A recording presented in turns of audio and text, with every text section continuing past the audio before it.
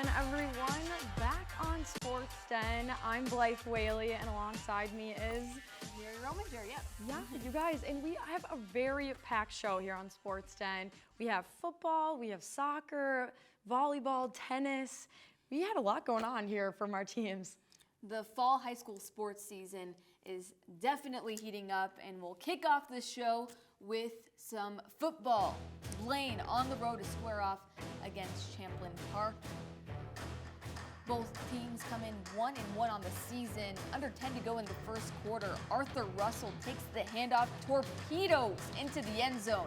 Champlin Park takes the early lead. The Rebels hold Blaine to 0 points in the opening quarter, and it's senior back Jakarta Davis with the assist from Rashad Ishag for another Rebels touchdown. Champlin Park in control here.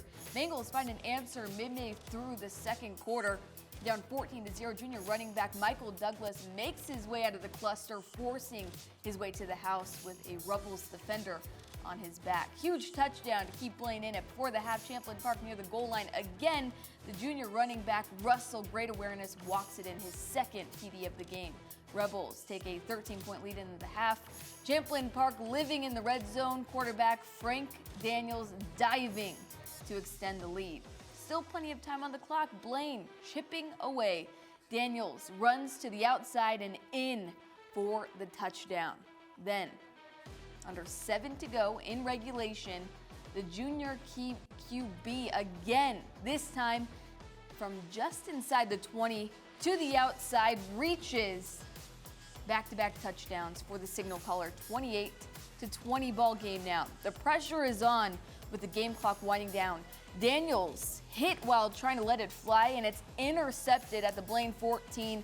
Huge play to secure the victory for Champlin Park, who moves to 2-1 on the year, while Blaine drops to 1-2.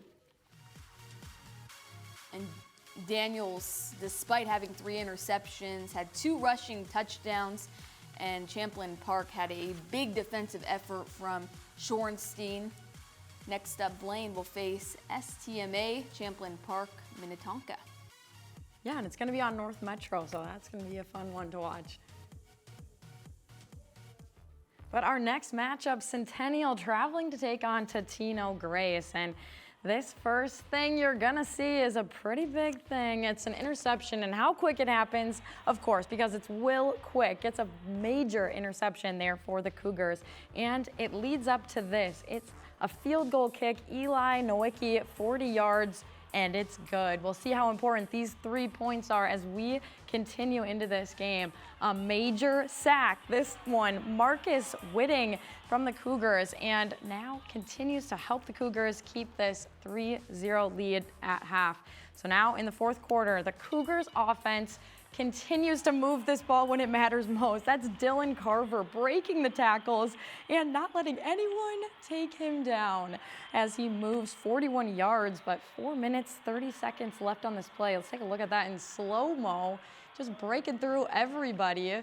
And as this game continues forward, fourth quarter, they're going to be at 4-8, and Henry Perner is going to be the guy here to clinch this first down. Let's take a look as they make this game happen. 3-0. They get the victory over Totino Grace. And this is big, this is huge, but Centennial, you get to see it basically having to hold on, just 3 points to make that happen. Defense getting the shutout, and that hasn't happened since 2021 back in October of that year. So a big time shutout for them. But next up is they're taking on Maple Grove, who's at the top this year, so it should be good. No way to predict matchups like this. 3-0 ball game, but nonetheless a solid effort by Centennial to keep Totino off the board. Next on the gridiron, Class 5A's 5th ranked Spring Lake Park takes on 6th ranked Chanhassen. 2 powerhouse programs off to a perfect start to the season, but only one will come away with a record unblemished. Chanhassen's Grant Muffenbeyer and Josh Och connect for the big 36-yard gain. The drive is capped off with the CJ Talamantis punching it in for the touchdown. Storm off to a hot 7-0 start. Lincoln Kent Schneider somehow breaks away from what should have been a sure tackle for the SLP defense and keeps the play alive for another Storm touchdown. Not the ideal start for SLP until senior Braden Talso drops way back and makes an unbelievable throw to senior Mikey Say, gets under it, makes the catch inside the 5. Then it's Jackson Smith finishing it off for the touchdown. All tied up now. Chanhassen finds the answer not long after. Kent Schneider cuts through the SLP D-line, running it in for his second TD of the game. Both squads digging deep. Muffenmeyer airs one out to the back corner of the end zone. A big play as the Storm are in the driver's seat. Spring Lake Park is able to punch in one more. But in the end, it's Chanhassen coming away with the victory, 28-14. Talso, 22 yards on the ground, 110 overall. Incredible effort by Spring Lake Park. 7 total tackles to lead the defense. In the end, it's Muffenmeyer and his incredible arm coming away with the victory in this one. As for the football standings, there you see on the far left, Blythe, the Metro North.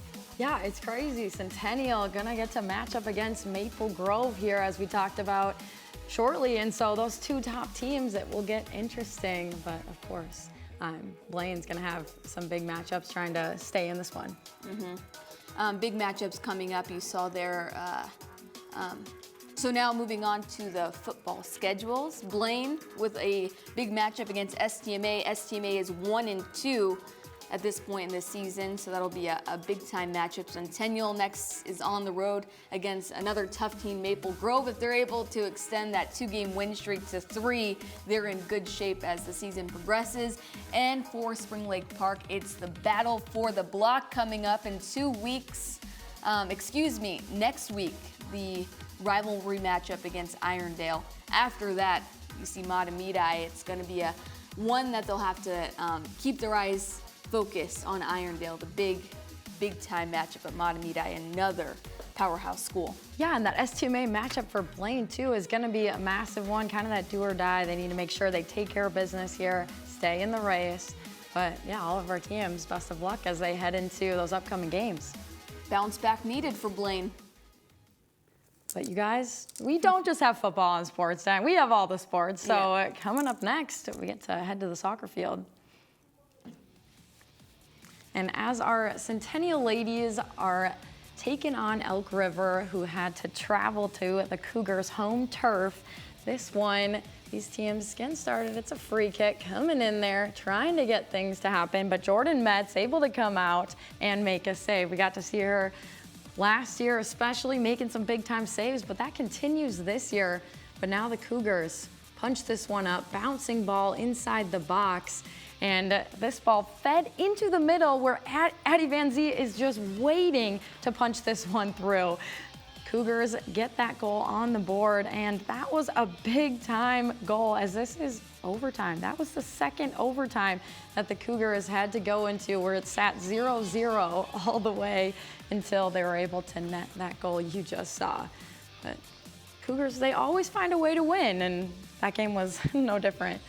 But now the gentleman's turn, as Elk River is at Centennial as well. And this time we'll see if the Cougars are able to pull it out or if Totino will get things heated up. But inside the box, keeper able to come out and snag it, but the rebound back into it. The hands weren't able to stay collapsed on that ball, and the first goal there by Enderly.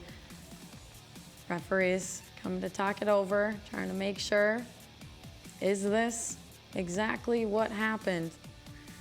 They're gonna take this one back, I believe, but we'll see. Getting to celebrate. Referees, that discussion there, you get to see how big of a difference this can be in a game. It's football, not handball, so you can't block and defend with your hand. So, exactly, right yeah. So Enderly got that first goal, and Lemaire gets the second. Interesting to see what happens here as he comes down that left sideline into the box, centers this one up, and bam!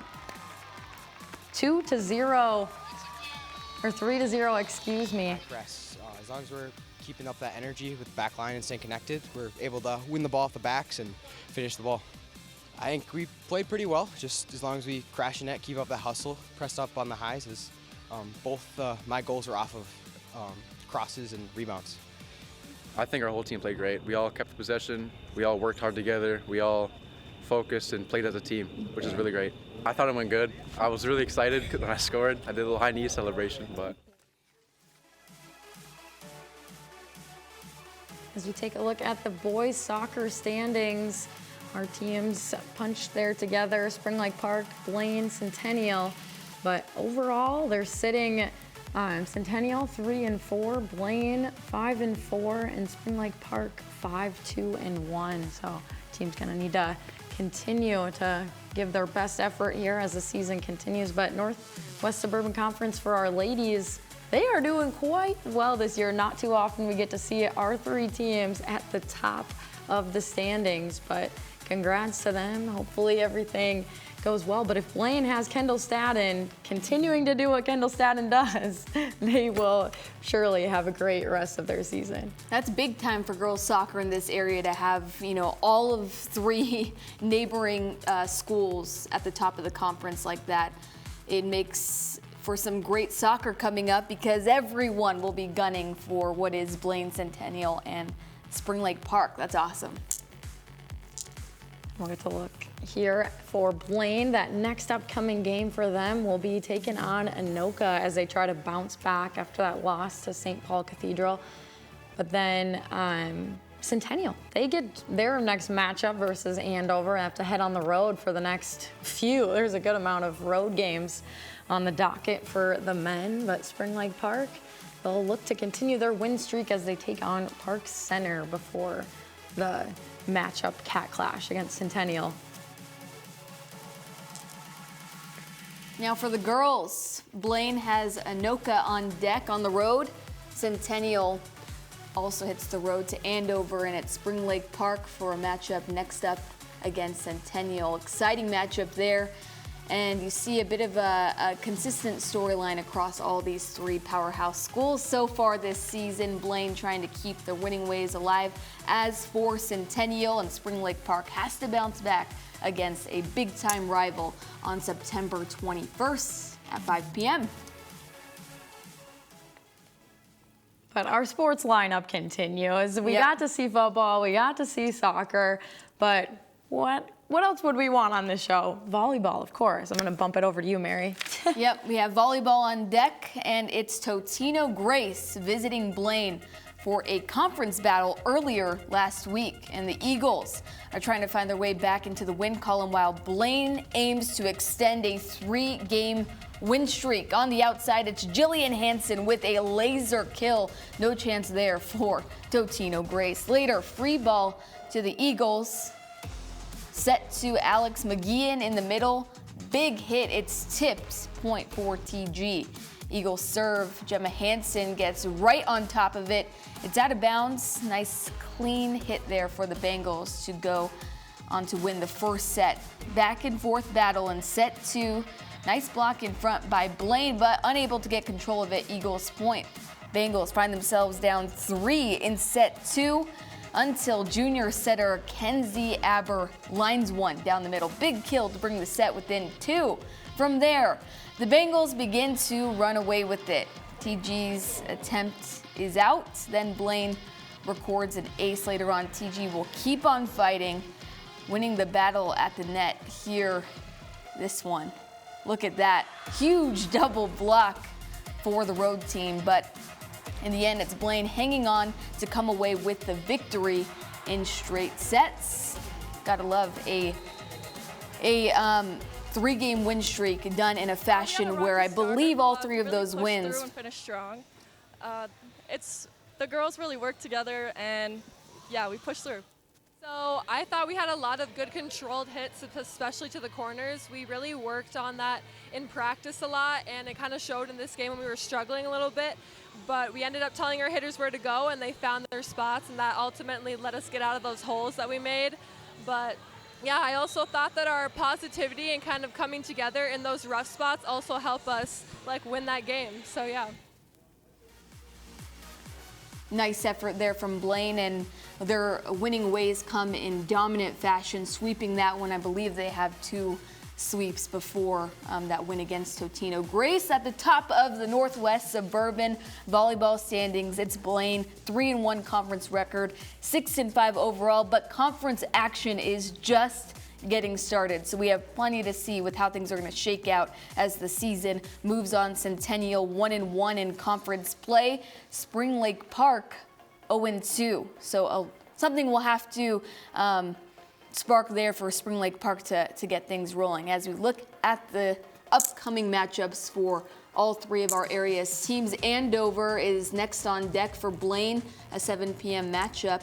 That's tonight, right? It's the 19th, Blaine. Yeah. So matchup tonight, Centennial takes on Champlain Park on the 21st, and next, Spring Lake Park, the opportunity to find their way back into the win column with conference action comes against Totino Grace again tonight at 7 p.m. So some defining matchups on this Monday for 2 of our areas' schedules and teams. Yeah, and we come to our, we start to wind down on the show. Only 2 more sports to go, but we will head to our tennis courts and get things heated up on there as well. Got to take a look at Spring Lake Park as they played at the Bengals home courts.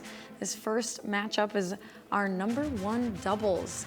Getting to look at Spring Lake Park. Tech Lamarion is on that Spring Lake Park team, but the Bengals get things started, serving us up, and they really had a dominant effort there. They're gonna win this one in 2 sets, but let's see how they're able to do that.